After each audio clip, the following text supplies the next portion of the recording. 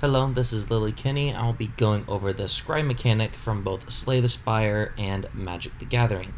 These two games are both deck building games and share many ideas, mechanics, and systems between them. For the purposes of this video, we will mainly be looking at the card draw mechanics, how the cards in these decks are positioned, and the discard mechanics.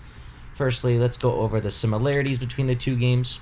In both games, you will be drawing at least one card on each of your turns.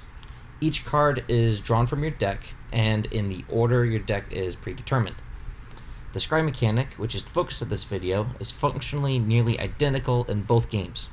The Scry mechanic can only be triggered by playing a card that has Scry printed on it. This mechanic allows you to look at the top X cards at the top of your deck and decide what you want to do with them.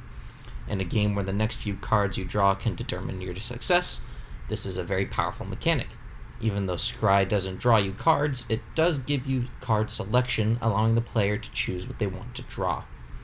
However, there are a few key differences in the way each game uses this mechanic, which I will go over now. In Slay the Spire, whenever you Scry, you are given the choice of either leaving any card where it is or putting that card into your discard pile. This game is based around very small decks, usually only consisting of around 10 to 13 cards over the course of a game. And at the beginning of each of your turns, you will either draw 5 cards or until you have 10 cards in your hand, whichever comes first. In this way, the Scry mechanic allows you to prevent drawing the cards for only a few turns at max. And if you try and draw cards from an empty deck, your draw pile will simply be refilled from your discard pile. This is somewhat different from the way Magic the Gathering handles their Scry mechanic. In Magic, whenever you Scry, you can either put the card you look at on the bottom of your deck or keep that card on top of your deck. I believe the reasoning behind this difference is because in Magic, your deck isn't refilled when you run out of cards. In fact, if you try and draw a card without there being any cards left in your deck, you lose the game.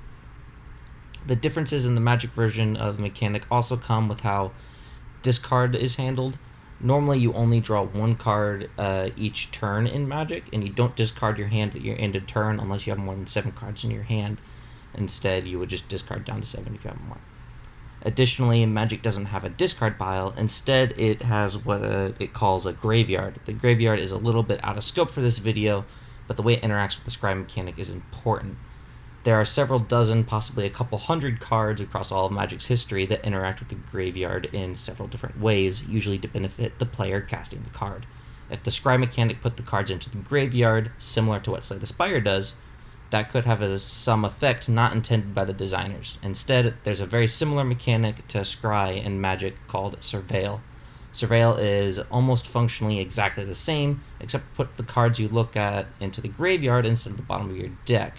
Making this a different mechanic altogether allows the designers to limit and balance its use to specific deck archetypes.